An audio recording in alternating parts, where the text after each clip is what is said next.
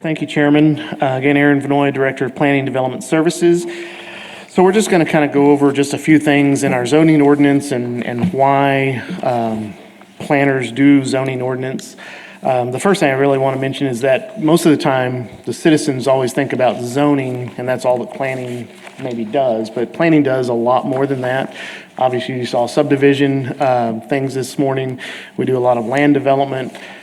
We set the precedent for the whole city with our comprehensive plan, which y'all see those things, the vision plan that comes up from time to time and where we project our city to grow to and how we grow. We work on annexations and all of those things, but the core really does kind of come back to the zoning ordinance, land uses, what can be done on someone's personal or private property.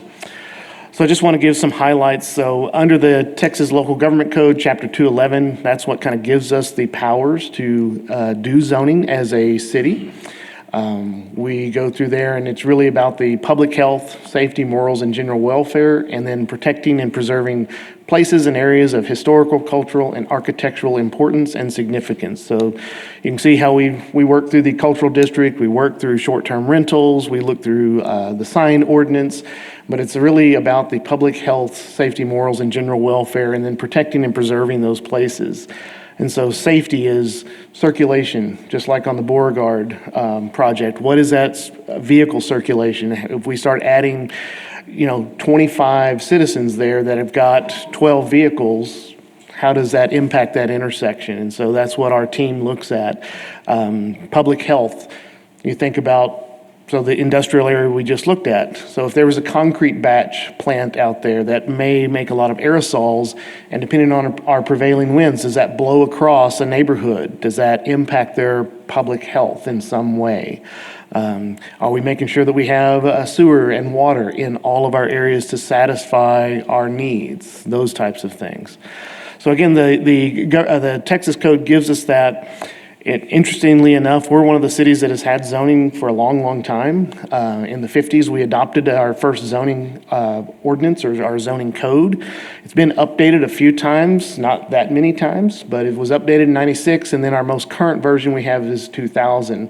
We have been, just like we did just a moment ago, do some minor updates to sections. We add an exemption, or we rewrite the short-term rental, or we look at the cultural district, those types of things. So in our section 104, it gives us our purpose statements. This is what our planners look at all the time when they're trying to evaluate some type of case, when they have a customer that calls in, or when they have someone that comes and walks into the offices. What is it that we're trying to do to help them achieve one of these purposes? Promote the beneficial and appropriate development of all land and the most desirable use of land in accordance with a well-considered plan. And so that's where somebody may come in and say, well, I want the highest and best zoning for whatever they're doing. Maybe that may be heavy manufacturing, but we try to evaluate, all right, is that really the best, or can we have a little bit lower zoning because of the surrounding areas? Does that make sense? Sometimes it does, sometimes it doesn't. And obviously we bring those cases to you guys, we make recommendations, and then ultimately our city council makes that decision based on Joel's recommendation, our recommendation, and does it change or does it stay? Protect the character and established pattern of desired development in each area. Last case that you just looked at for rezoning, you're trying to, all right, what's the established pattern? What is going to help the desired development? And we know in the housing market today, being nimble, being able to choose different structure types based on your client's needs is important. And if you're just stuck with one structure type, that may not always be the best. And so we're trying to find ways to do that. Again, minimize incompatibilities and conflicts. I really like this one. Maintain property values by stabilizing expectations and ensuring predictability in development. That's what I always hear from our folks outside and inside that come to us for pre-development. They just want to know what the rules are. Tell me the rules, we'll be happy to follow them, but they want that predictability. And they want to ensure, and I know that all of our property owners are like, I want stabilized property values. I don't want maybe my neighbor 3 doors down to be, $50,000 lower than me, but then my other neighbor being 50,000 higher than me, and how do we stabilize that? And that goes back to the zoning and the structure types and things like that. And then establish a process that is effectively and fairly applies the regulations. And that's really saying, okay, you go to staff, they bring a case forward to the Planning Commission. Planning Commission is citizens that are appointed by our city council who have their own knowledge, their own opinions, and say, this is what we think works in our community. And then that goes to our elected officials and they make that final decision. So this is our city with the zoning map colors.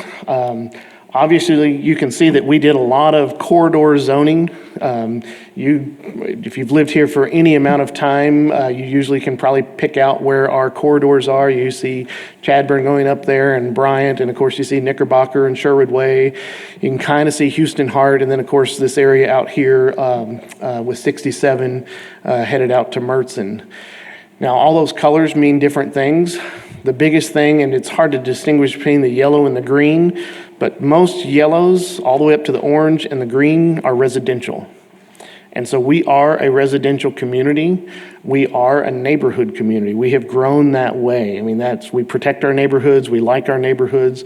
And then you see where we put in the different commercial, industrial areas around our city.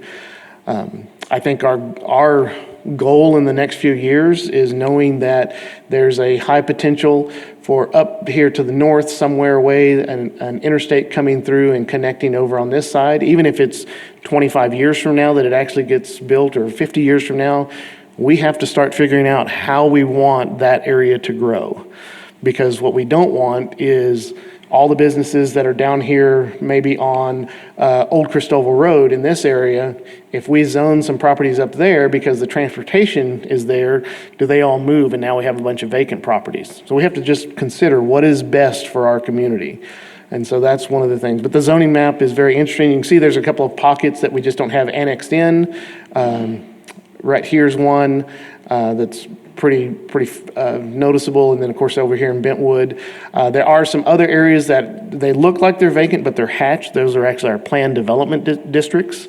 It's hard to see on a screen this size.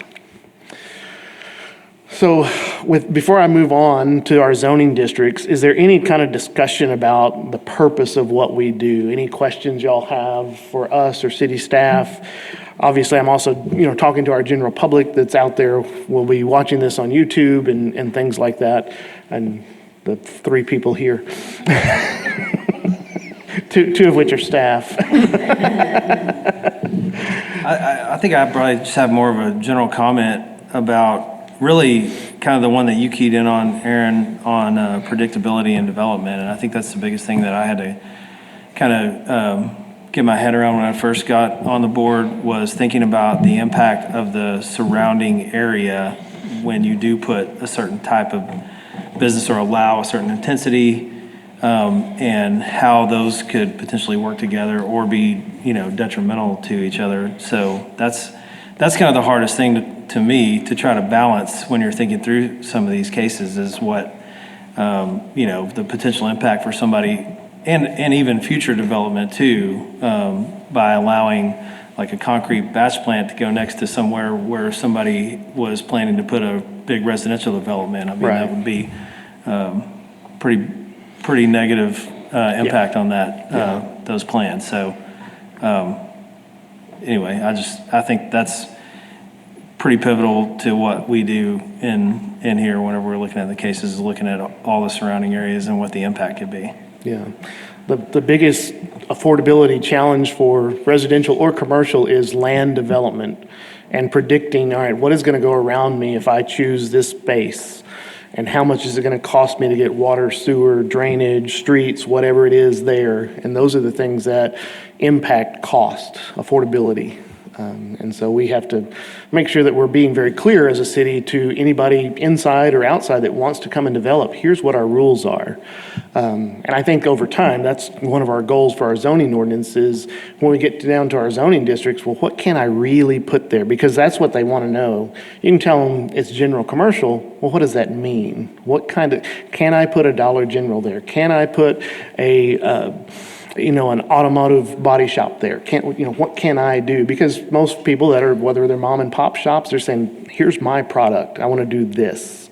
They're not thinking about what does general commercial really mean, where we're looking at it at a more conceptual level of size, scope, intensity, what is the impacts to those other surrounding properties? And just having those good discussions with them to understand this is where we're coming from, trying to meet this number 4, trying to make sure there's predictability as well as protecting or maintaining property values in the area. All right. So I'll go into our zoning districts. Again, our state in section 211 talks about the different districts of how cities can do that. Obviously, our governing body adopts our zoning ordinance and sets up the different districts. And so it really says these are the types of things that when each district, the governing body may regulate the erection, construction, reconstruction, alteration, repair, use of buildings, other structures, and land.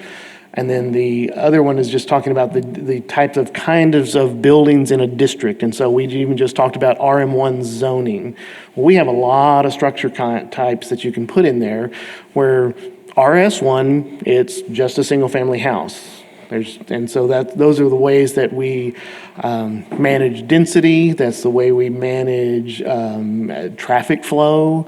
When we say lot sizes within certain zoning districts, okay, that's a density and how many people can really be there. We know our world is always changing. It seems like we're kind of back right after World War II, there was a lot of these accessory dwelling units built in older parts. Well, now we see that coming through with folks that are my age, maybe just a little older, that are starting to take care of their parents and say, well, if they could have an accessory dwelling unit in my backyard, I could take care of them. And so we're kind of seeing that cycle come back around. A lot of cities are looking at density, saying, all right, in our infill areas, how do we concentrate some density because we're already providing services there, or majority of our city services. And so for the city, it's a better bang for their buck, if you will, so that we're not always expanding, but there are times we need to expand because that's a desire that some of our community wants. And so we have to look at those things. So in our zoning ordinance, section 301 establishes the land use districts. And then we go through all of these different sections that talk about our intent statements. And they're fairly generic, although I would say the residential is more descriptive than maybe the commercial. But each one of those intent statements is trying to guide city staff and our development community. This is what we mean when we say RS1, or when we say ranch and estate, or we say neighborhood commercial, which is probably one of our most confusing zoning districts, because what is neighborhood commercial versus general commercial versus office commercial, those types of things. And we'll talk about some of that. And so we have those that have the intent statements, and then we have the specialty districts, which we all have seen planned developments. And that's really where usually it's a setback, it's a floor area ratio. How much floor area can you have on a single lot, which is how big can the structure be or how small can the structure be. Parking, those kind of things come into that planned development. Things that don't just fit the box. How do we make them try to find to fit the box? One of the things that we've always done is that you got to be 1 acre or bigger to do a planned development. I think over time, we may reevaluate that because there are some small lots, very similar to one of the case that we saw on Beauregard. If we did a planned development, we might have a little bit more flexibility to help them with setbacks. Also maybe be able for us to say, okay, you can only do a driveway here or a driveway there. I mean, those are the types of things that planned developments can help you, but planned developments can be tricky too. I mean, you have to there's got to be a reason why we need a planned development that you don't fit the rules. You know, that it can't just be, oh, I want a planned development. Why do you need to modify these rules? Is it in the best interest of all of our citizens to do that? And then we have our overlay zones and our districts, historic district and historic overlay. They're kind of two separate things. They have the same purpose, but one's a district, so it's multiple blocks. The historic overlay could just be a single property. River corridor, downtown district overlay, cultural district overlay, and then our favorite one is the open structure overlay. No comments, Lyndon. Open structure overlay was an effort to fix basically carports that were built without maybe a permit. And I think it worked for a time. I think that's an area we'll have to evaluate over time of does it still continue to make sense? That's probably our number one case in front of our zoning board of adjustment, because we have folks that just have a carport, an open structure, and they may not have gotten a permit or whatever the case is, and now they've gotten some notice that says, hey, you're not conforming, we got to figure this out. So again, here's those little acronyms. This is all the residential. You see the two on the bottom, manufacturing housing park district and then manufactured housing subdivision district. Those are for manufactured housing. The MHP takes 10 acres or more to do. Well, there's not a lot of 10-acre tracts within our city limits. And I think at that time, it basically kind of almost saying, we don't necessarily want these types of developments. The next one talks about just splitting something in two, but it has to be compatible with the surrounding area for the manufactured housing subdivision district. I do think over time, manufactured housing may be an affordable housing solution in parts of town. We don't know where those are yet. We haven't really evaluated them. But we are like a lot of cities that have said, okay, we don't want you guys around, go out into the county. That doesn't always work, especially when we're dealing with workforce folks that want to be closer to their place of employment. They want to be in town. They want to enjoy the amenities that we have. Maybe we evaluate that over the next 5 years when we're talking about affordable housing and what really makes sense. These are commercial. So if you look at this, it's from least intense to most intense, although I'd say general commercial, heavy commercial kind of is above light manufacturing, heavy manufacturing. But I put it at the bottom, and I'll tell you why in just a moment. But neighborhood commercial district, office commercial, general commercial, heavy commercial, then CBD, which allows a lot of things, office warehouse district, light manufacturing district, and heavy manufacturing district. And then we have this carryover called CGCH that even in 96 and 2000, City Council directed, let's start getting rid of these zoning districts that are CGCH. We haven't done a lot of that. We've done some. We did a big case maybe last planning commission or the planning commission before over on Knickerbocker, where all the properties were built out except one. And we said, okay, they're already built out. Let's go ahead and change the zoning to what makes sense from light manufacturing and those kind of things. So we don't go and really rezone properties usually without permission of the property owner.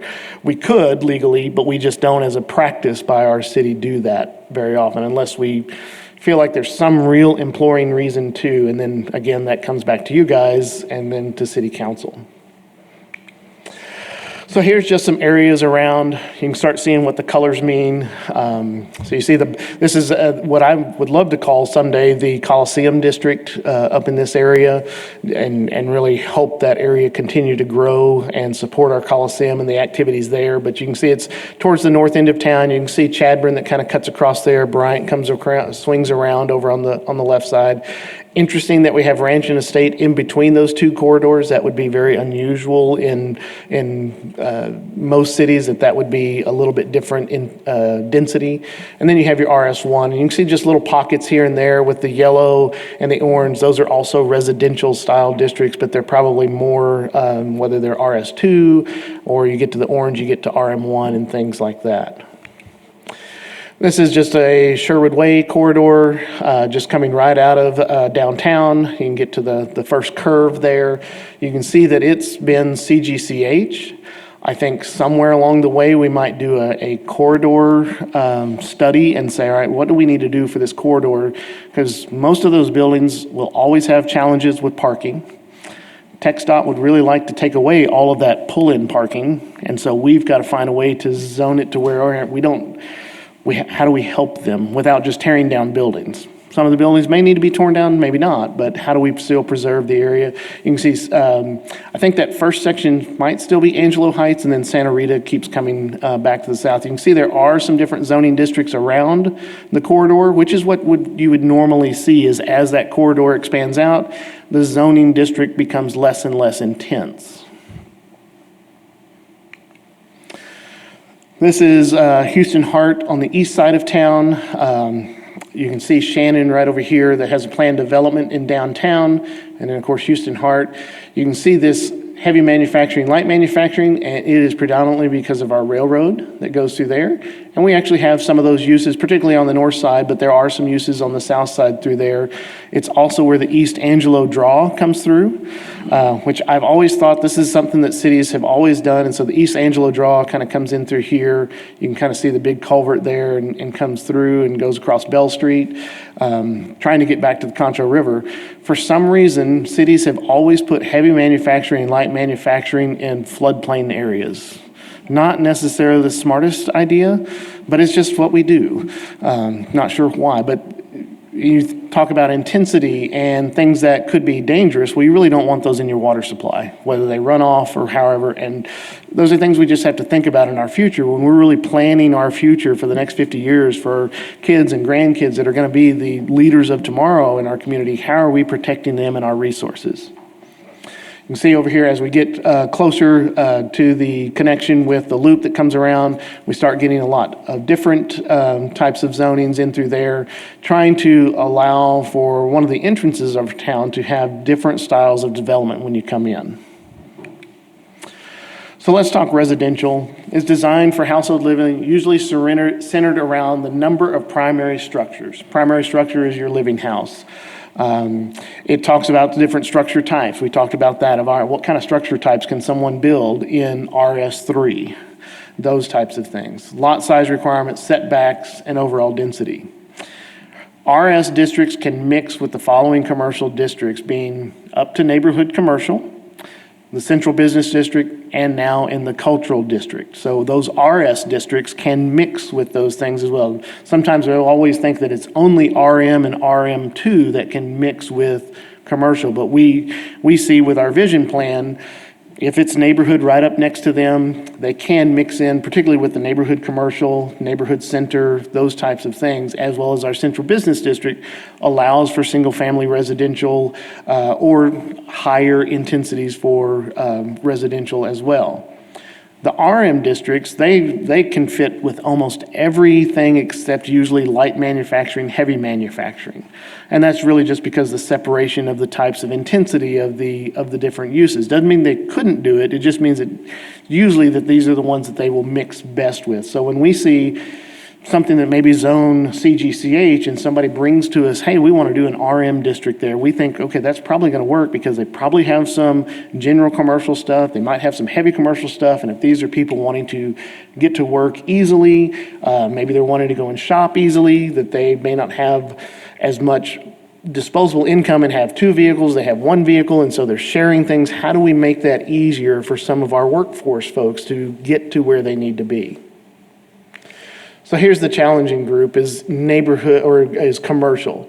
So again, we kind of start at the top with the lowest intensity commercial. And in our zoning ordinance, it does come down to some interpretation at times. And so that's one of the things that we kind of identified at the front. How do we create that predictability?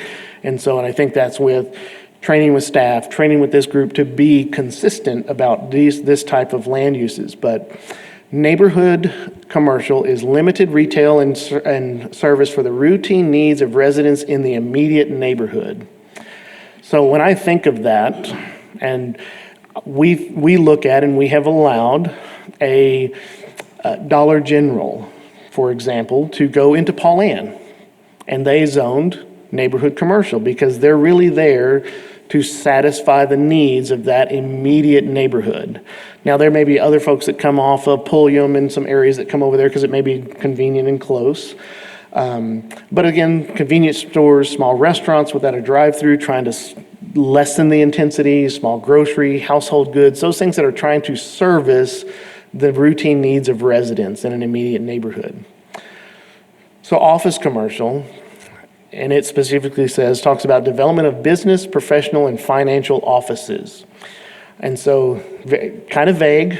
What does that mean? Is that, say, a Edward Jones? Is that a dental office? Is that a eyeglass? Is that Verizon? And we would say, yeah, that's probably all office commercial, where you're pulling up, you're going to buy a service or something there at that facility. General commercial would be a higher intensity. So you're looking at something that has a larger floor area than neighborhood center or office commercial. And so you think about those facilities that are probably 2,500 square feet or less. Now you're looking at something 2,500 to maybe 7,000 square feet for a general commercial. The challenge with general commercial, it's limited outdoor storage. So you think about a Tractor Supply. Okay, it probably doesn't fit general commercial because of their outdoor storage. While their size of their building, I don't really know how big their buildings are, maybe 10,000. They're probably going to be close. Most of us think of them, well, they're just a retail store. I mean, that's what they are.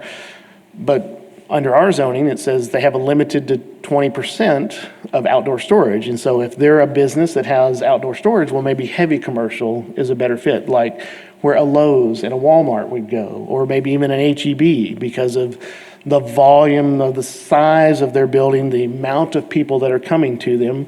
But then you kind of look across the different restaurants, well, those are probably all general commercial because the size and volume, although intensity can be high around Chick-fil-A and Starbucks at certain times of the day, they still probably fit that general commercial feel.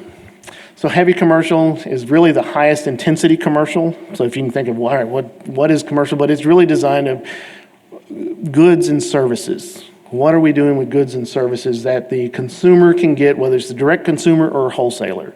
And that's kind of where it talks about heavy commercial with wholesale trade, large floor areas, warehouses, repair service, heavy and bulk items, significant outdoor storage, your automotive repair facilities. That's a heavy commercial use because you may have 10 vehicles waiting on something. It's not your quick lube centers or your quick brake job folks. It's those that, all right, you got to put a new starter on this one, or you've got to really rebuild the engine, or whatever the case may be.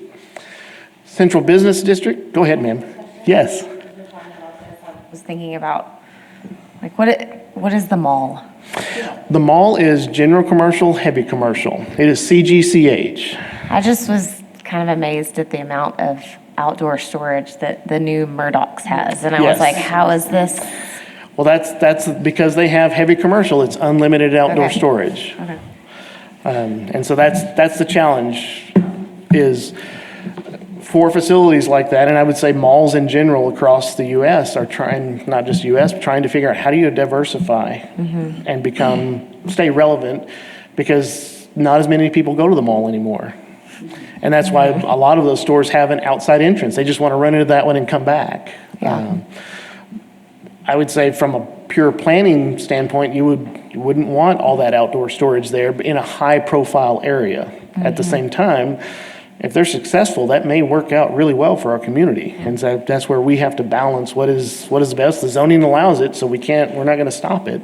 And so and hopefully they're very good stewards of that outdoor area, because we know outdoor areas can always catch trash. I mean, we have wind that blows.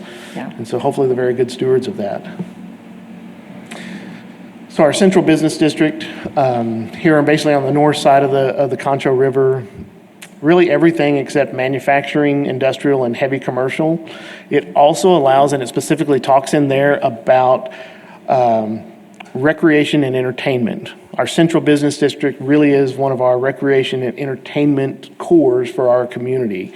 And that's usually talking about the business uses, not necessarily parks and recreation, but what are and of course we have the Concho River, and we have lots and lots of recreation going along there, but it's also about the entertainment that we have in the central business district with restaurants and some bars and some theaters and some things like that really help make our community a nice place to come and be. Then on the back, the rest of it is, again, CGCH. Again, in the passages of 2000, they said, hey, we We don't want those to continue, and in fact, we don't allow, the ordinance specifically says you cannot zone to that district. You'd have to pick one or the other. So with our TIERS program, our tax increment refinancing zone, that's one of the policy statements that if you're CGCH, you have to rezone, TIERS will pay for it. You just choose whichever one you fit the best in. We still evaluate what is the underlying vision plan. Are we moving in the right direction we thought we were, or do we need to change those things? Office warehouse, designed for self-storage units, limited truck traffic with an integrated office, often used as contractor yards in the zoning district. So a lot of our contractors that have, they're going to keep some supplies there. They're not going to always keep them out on their construction site. This is a zoning district that has become very popular with them. In fact, we don't have as many self-storage units in office warehouse anymore. They're normally heavy commercial. And part of that is because some of them want to do RV storage or boat storage outside, uncovered, whatever it may be. And then the difference between light manufacturing, heavy manufacturing is really about how much of a nuisance, how much of a danger is it of whatever you're producing. When you're doing the process, when you're making whatever widget it is, how dangerous is that? So our, what's the pickle place out there on Bell Street? Tonka, Texas. Probably not a heavy manufacturing unless you're allergic to pickles. And so I don't think there's going to be too many processes there that are too bad. But you think about some of the heavy manufacturing where they're breaking down different old steel pieces and they're having to get out batteries and all these types of things out of vehicles. Well, that's probably heavy manufacturing. And then, how does it affect those zoning properties around it? Aaron, a while back we talked about battery storage facilities and all of that, and where do those fall in again? Right now, we would logically say they definitely fit as a heavy manufacturing based on the chemical makeup of whatever the battery is. Most of them use lithium. There's some other different ionized salts that they may use, but it's because of those chemicals could get out to different areas. So we allow them by right in heavy manufacturing. We probably, if they came to us and they were in a light manufacturing, we'd probably recommend to rezone that manufacturing. We have not brought forth something that says, okay, we can get a special use or a conditional use. A special use we could do at any time, just like we did with the household and the art studio. We could do that, then take that to city council and say, well, they really want to do this here. What does that mean? We just then evaluate it. But I think battery energy storage is also something they look at wherever those AEP substations are and how can they feed back to the system. And so sometimes those AEP substations are right in the middle of a neighborhood. And so maybe that's not the best unless there's some protections we can do for the neighborhood. Are they small in scale or are they really big in scale? And those are the questions we have to go through. Okay, thank you. I think this is my last slide, and I went through a lot of stuff fairly quickly because I know you had a sort of long agenda today. But what kind of questions does it generate, or if there are other topics that we want to bring forward to discuss and talk about? This is helpful. Thank you. Glad to do it. I mean, Brandon's always ready to come and teach something. He's like, no, stop.